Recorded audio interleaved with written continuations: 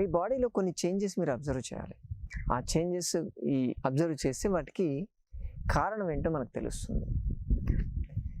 మీ skin అంతా dry కావడం, వెంట్రుకలు ఊడిపోవడం, సడన్గా డాండ్రఫ్ లాంటిది ఏముండదు కానీ హెయిర్ ఫాల్ చాలా ఎక్కువ ఉంటుంది. మౌత్ అల్సర్స్, నోట్లో అల్సర్స్ లాగా రావడం కానీ, నోరు పొక్కిరెట్టు కావడం, పెదాలు పగలడం, డ్రై మౌత్ అంటాం, ఇటువంటి ప్రాబ్లం ఉండడం, నీరసంగా ఉండడం, చిరాగ్గా ఉండడం, దేని మీద ఇంట్రెస్ట్ ఉండకపోవడం, అలాగే మతిమరుపు, జ్ఞాపక శక్తి తగ్గడం. అది కూడా రీసెంట్ విషయాలు గుర్తుంటాయి, రీసెంట్ విషయాలు మర్చిపోతారు, పాతవి బాగా గుర్తుంటాయి. అలాగే కడుపులో కొంచెం మంట లాంటిది ఉండడం, ఇంకా చెప్పాలంటే నిద్రలేమి, నిద్ర సరిగ్గా పట్టకపోవడం, కాన్స్టిపేషన్ టెండెన్సీ ఉండడం. ఇటువంటి సిమ్టమ్స్ ఏదైనా కనిపిస్తే ఖచ్చితంగా మీరు ఆలోచించాల్సింది బి కాంప్లెక్స్ విటమిన్ డెఫిషియన్సీ. ముఖ్యంగా ఈ లక్షణాలకు తోడు చేతులు లాగడం, తిమ్మిర్లు ఎక్కడం, మంట మండినట్టు ఉండడం, ఎలక్ట్రిక్ షాక్ కొట్టినట్టు ఉండడము, ప్లస్ నరాలు చీమలు పాకినట్టు, ఇటువంటి సిమ్టమ్స్ ఏదైనా కనిపించాయనుకోండి, B12 deficiency, vitamin B12 deficiency. దీని డెఫిషియన్సీ వల్లే చాలామందికి ఈ రోజుల్లో ఒక 50-60 ఇయర్స్ దాటంగానే మతిమరుపు బాగా, జ్ఞాపశక్తి దెబ్బతినిపోతుంది. అలాగే ఆల్జీమర్స్ డిసీజ్తో పాటు పార్కిన్సన్స్ డిసీజ్ అంటాం, వణుకుడు రావడం, ఇలా ఉండడం జరుగుతూ ఉంటుంది. ఇది B12, simple B12 deficiency. Brain shrinkage కూడా జరుగుతుంది, అట్రోఫీ ఆఫ్ బ్రెయిన్ అంటారు, ఇటువంటిది జరుగుతుంది. B12 అనేది మన బాడీలో ఎర్ర రక్త కణాలు తయారు చేయడానికి సహాయపడుతుంది. అనీమియా, రక్తహీనత బాగా ఎక్కువ ఉంటుంది వీళ్ళకి. అలాగే DNA, RNA, వీటి ఫంక్షన్లో కూడా ఇది పాల్గొంటుంది. కాబట్టి B12 డెఫిషియన్సీ అనేది చాలా జాగ్రత్తగా మనం డీల్ చేయాల్సినటువంటి విషయం. ఎందుకంటే B12 అనేది వెజిటేరియన్స్కి చాలా కష్టం. B12 మాంసాహారుల్లో బాగా ఎక్కువ ఉంటుంది. అన్ని మాంసం B12 సఫిషియెంట్గా ఉంటుంది.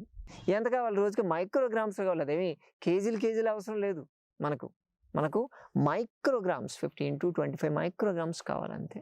వెజిటేరియన్స్కి చాలా తక్కువ సోర్సెస్ ఉంటాయి. ఇప్పుడు విటమిన్ డి గురించి మనం మాట్లాడినప్పుడు న్యాచురల్ సోర్సెస్ ఎలా తక్కువనని ఎన్ని కష్టాలు పడ్డామో, ఈ B12 కూడా వెజిటేరియన్స్కి చాలా తక్కువ ఛాన్సెస్ ఉంటాయి. ఉన్నదే కొన్ని ఐటమ్స్. ఆ కొన్ని ఐటమ్స్ కూడా ఖచ్చితంగా మీ ఫుడ్లో ఉండేటట్టు చూసుకోవాలి ప్రతిరోజు. ఫస్ట్ మీరు చెప్పాల్సింది పాలు, పెరుగు, వీటికి సంబంధించిన వాటిల్లో పులిసినటువంటివి ఏవి తీసుకుంటాం మనం? యూజువల్గా మజ్జిగ తీసుకుంటాం, పులిసినటువంటి పెరుగు. ఈ రెండింటిల్లో కొంత B12 సోర్స్ అనేది మనకు దొరుకుతుంది. అందుకని ప్రతిరోజు కూడా మనం తీసుకునేటువంటి ఆహార పదార్థాల్లో ఈ పులిసిన పెరుగు కానీ, పులిసినటువంటి మజ్జిగ కానీ ఉండాలి. మీరు ఫుడ్తో పాటు తినలేకపోతే, అన్నంతో పాటు తినలేకపోతే, పుల్లగా ఉన్నటువంటి మజ్జిగని తాగండి, సపరేట్గా తాగండి. మీ బాడీకి కావాల్సినటువంటి B12 వస్తుంది. మైక్రోగ్రామ్స్ అండి, కొంత పోయినా చాలు, మినిమం అబ్జర్వ్ అయితే చాలు. అలాగే సోయాబీన్స్, మనం చాలా తక్కువ వాడతాం సోయా అనేది.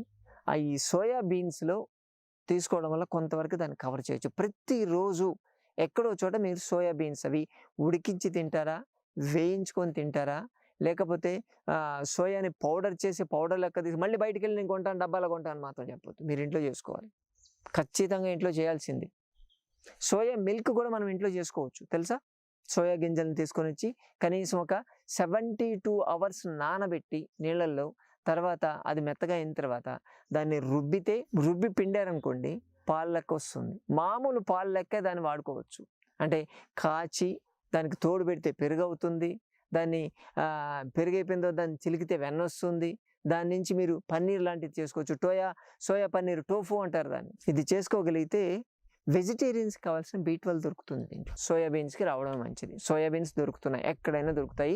కొంచెం టైం కేటాయించి కొంత ఎక్కువ క్వాంటిటీలో చేసి పెట్టుకోగలిగితే, ఫ్రిడ్జ్లో పెట్టేసుకొని మీరు వాడుకోగలిగితే మీకు కావాల్సినటువంటి B12 డెఫిషియన్సీ నుంచి బయటపడవచ్చు. ఇప్పుడు బ్రోకోలీ అని చెప్పి బయట దొరుకుతున్నాయి. ఈ ఇంపోర్టెడ్ ఫుడ్ వస్తుంది, క్యాలీఫ్లవర్ లాగా ఉంటుంది బ్రోకోలీ. ఆ బ్రోకోలీ కూడా మీరు వాడుకోవచ్చు.